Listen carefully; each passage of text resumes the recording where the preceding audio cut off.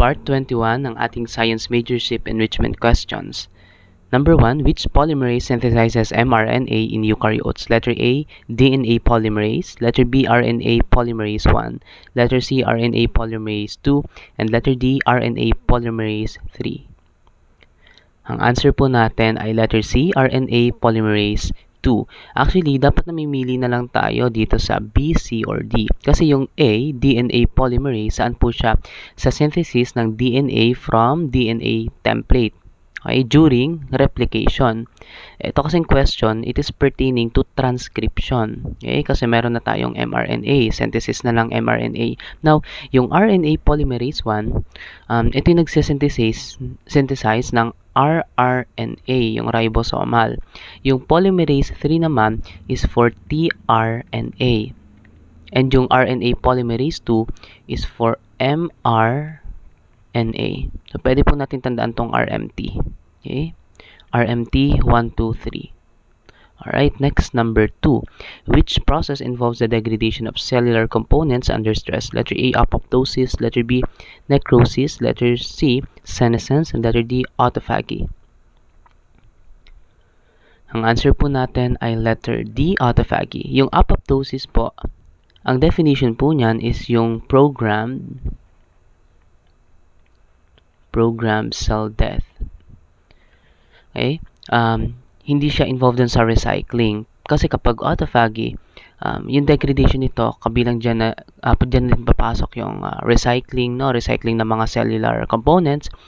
Kapag, for example, during periods of starvation or stress, para ma-maintain yung survival ng cell.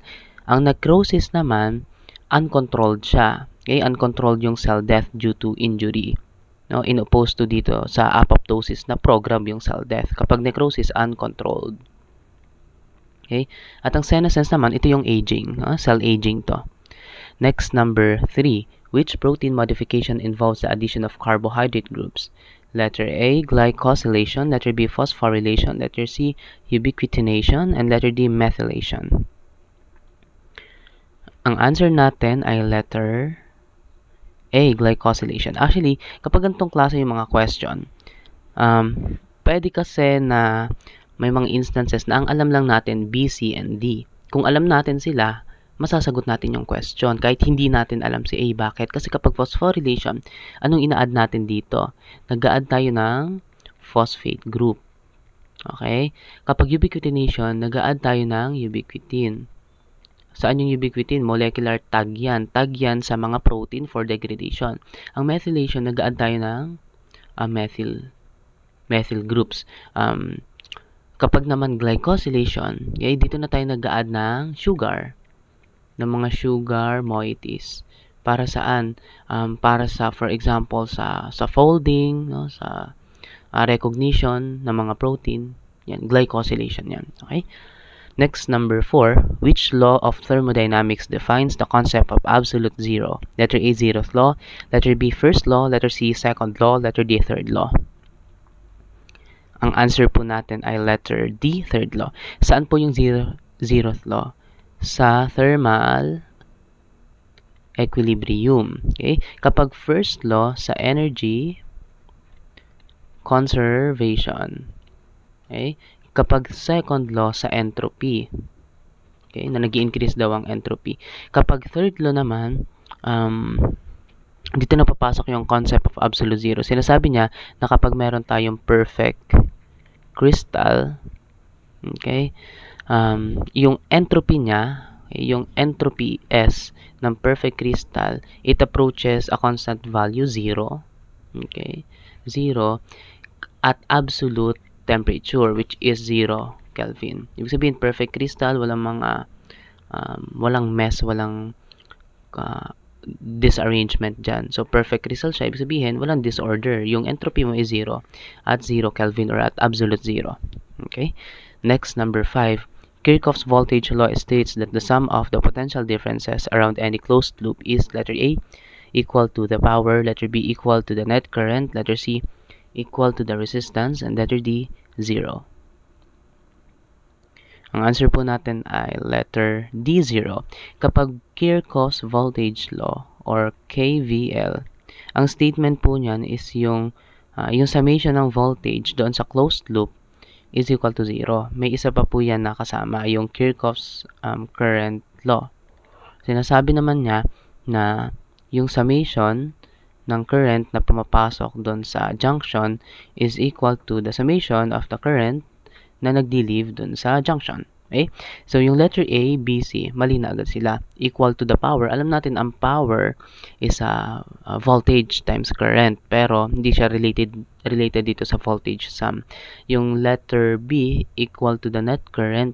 Hindi. No? Hindi rin siya related dun sa sum of voltages. And letter C, equal to the resistance. Hindi. Kasi ang resistance, opposition yan ng current. Okay? Hindi sa sum of voltages. Next, number 6.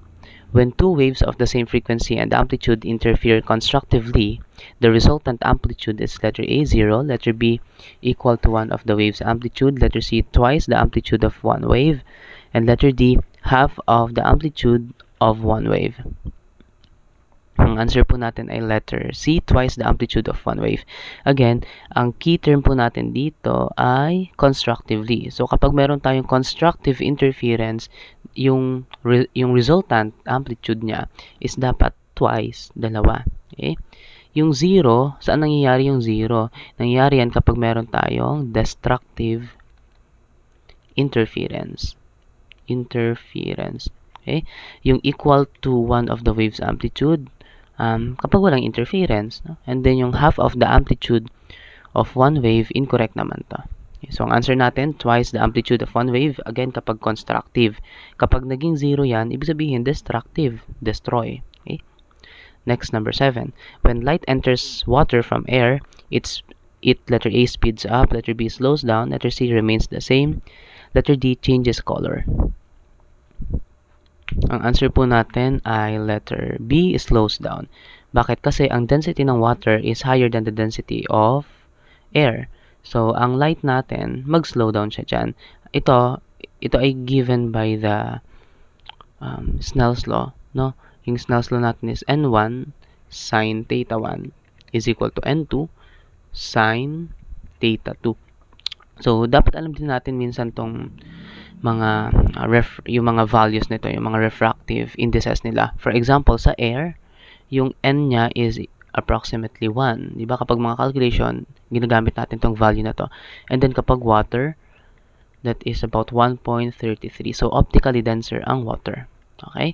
Now, itong mga values na to, may mga chances na lumalabas sila sa exam na hindi given yung mga values nila. O kaya, talagang trivially, itatanong nila ano yung value ng refractive index ng air o kaya ng water.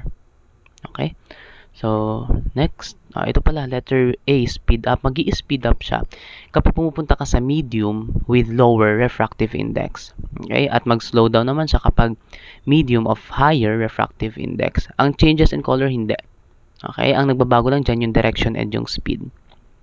Okay? Next, number 8, which planet's motion, Titan, is notable for having a thick atmosphere and liquid methane lakes? Letter A, Jupiter, letter B, Saturn, letter C, Uranus, letter D, Neptune. Ang answer po natin ay letter B, Saturn. Actually, ang Titan, ito yung largest moon. That's the largest moon of Saturn. Okay? So, ang Jupiter, meron siyang mga moons like for example, yung Ganymede. No, may palatandaan pa nga tayo dyan, no? Yung Callisto, Io, Ganymede, and Europa. Pero wala siyang moon na may mga katulad ng Titan na mayroong thick atmosphere. Okay? And then yung Uranus naman, wala yung mga moon na may substantial atmosphere. Ganon din sa Neptune. Okay? Next, number 9. Which planet is the densest in the solar system? Letter A, Mercury, letter B, Venus, letter C, Earth, letter D, Mars. Okay. So, ang binigay sa atin dito is yung mga rocky planets, yung mga nasa loob, no? Mercury, Venus, Earth, and Mars. Ang answer po natin kapag densest is Earth. Okay? Ito po yung pinakamabigat, no? In given a volume, Earth. Next, number 10. What is the term for the period when the tide is almost stationary? Letter A, spring tide, letter B, neap tide, letter C, slack tide, letter D, peak tide. Okay. Ang answer po natin dito ay slack tide. Okay. So, from the term, slack. Pero kapag, ano ba yung ibig sabihin ng spring tsaka neap? Ang spring tide, nangyayari yan during new moon and full moon. Okay? Full moon. Kumbaga, yung mga high tide dyan, mataas. Mataas yung high tide nila. Tapos yung mga low tide nila, talagang pinakamababa. Okay, again, kapag spring tide, pinakamataas yung high tide, pinakamababa yung low tide.